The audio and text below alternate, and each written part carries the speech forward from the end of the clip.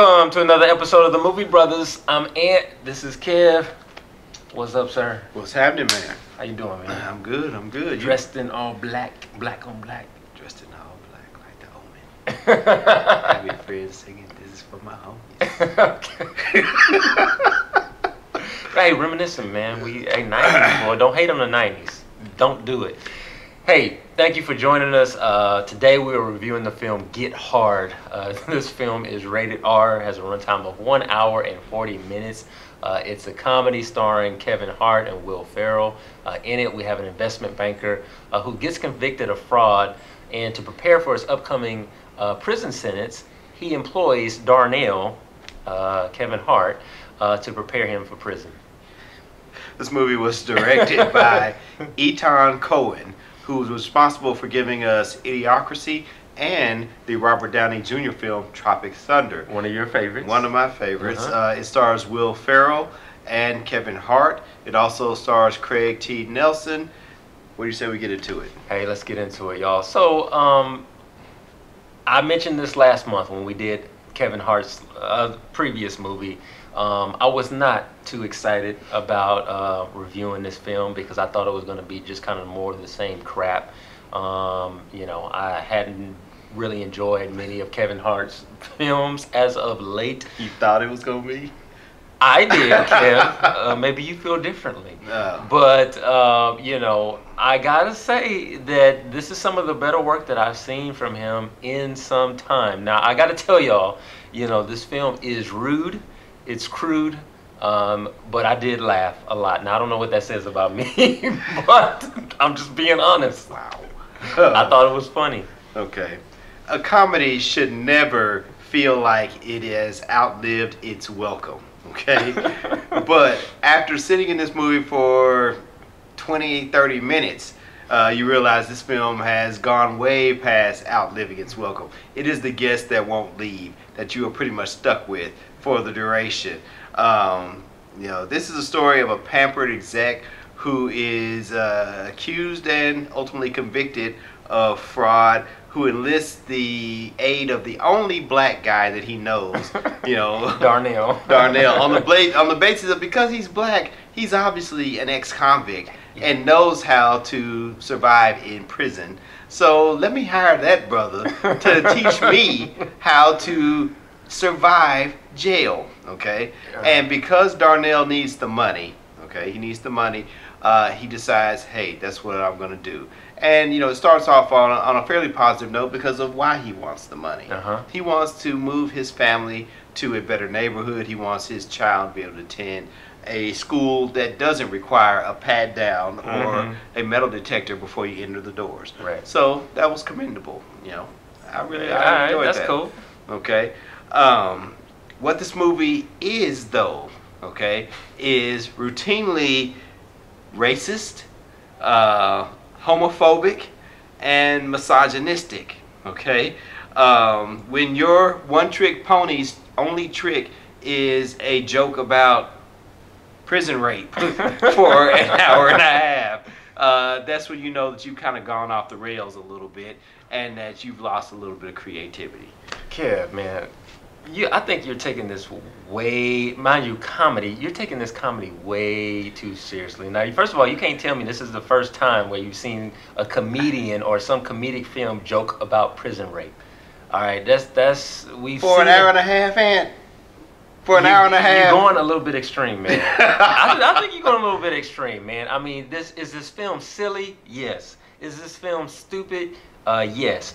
Do they know it? The people that made this film, yes, they know it. And I mean, the writers take shots at everybody. I think they're taking no prisoners on this thing, and they're cracking I don't think jokes on they take everybody. as many shots as everybody else as you think that they do. Okay. Okay.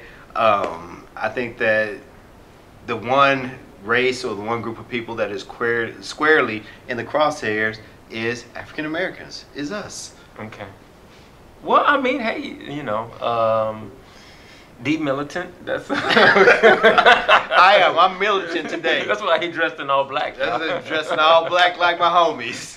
Okay. But no, I respect that, man. But you know, hey, again, I have to be honest with y'all at all times, and I'm telling y'all, I mean, I laughed. I thought it was funny, and you know, maybe part of it is, and the type of humor they're throwing at you. Maybe you got to be a raging, hormoned teenage boy to get this film, which I've been accused of before a time or two, maybe even by you. So maybe that's why it was funny to me. But you know, hey man. Kev, you want to throw some points on this thing, man? I'll just say this, and I expected more from Ethan Coen, okay, the director of this film. I was a huge fan and still remain a huge fan of Idiocracy, okay. I'm also a fan of Tropic Thunder. I thought that was a very well done comedy, which was buoyed more so by having an outstanding or a great cast around it, more so than the story itself. Okay, they basically, you know, kind of transcended the story to make a fairly decent comedy there. But I thought it was pretty good. This film does none of those things, and as much as I love Will Ferrell, as much as I, you know, respect the work that Kevin Hart has been able to do and to pull himself up by his bootstraps to become a force in the comedy world, this movie is just not good to me, and all it takes are Jamie King's, Will Ferrell's character. All it takes are Jamie King's statistics on black incarceration, okay, which he does give us in this film. Statistics on black incarceration and a recurring joke featuring a young black woman's bouncing, jiggling butt, okay, full frontal in the screen. She was fine. Okay. You gotta admit she was fine. I'm not debating that. All right. I'm not debating that. But, you know, that's all we need to see, you know, in order to get an idea for what Hollywood really feels about us, what they think about us. This is what they think about us, so this is what's out there, and this is what we are considered to be, and this is what we should consider to be funny. Okay, this is who we are. I just have an issue with that. I feel like there are a lot of different ways they probably could have gone with something like this, but they went for the simplest, most puerile route that they could possibly go, and this movie gets nothing more than a 4 from me.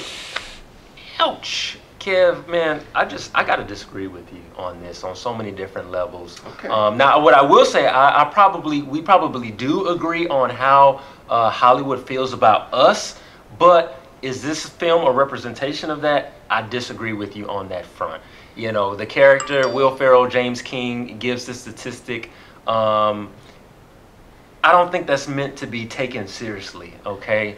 You talk about Tropic Thunder. How do we take it? Wait. You got Tropic Thunder, who a white dude in blackface. I'm like, you don't have nothing. You don't see anything wrong with that. No, I do see something wrong with that, because even that character is ridiculed, you know, by the end. Yeah. You know, for doing what he was doing. All right. So I get that, you know. And, you know, Robert Downey Jr. was funny. He was. He was. But so here's the thing, y'all. For me, you know, I thought this film was funny. It was kind of reminiscent of Trading Places at times. Now, I'm not trying to say it's on that level, because it wanted to be Trading Places. It wanted to kind of be Trading Places. But I did laugh out loud. It was funny to me. And for that, I give this film a 7 out of 10. Kevin Hart, finally, man, thank you. Will Ferrell, great job. There you have it. You got a 4 from Kev. You got a 7 from me. That's our show. Be sure to like us on Facebook. Or follow us on Twitter at The Movie Brothers. Yep, and subscribe to our channel. And that's our show, y'all. Hey, we are The Movie Brothers. I'm Ant. This is Kev. This is the place. The one and only place where we bring you nothing but the real on the real. Peace.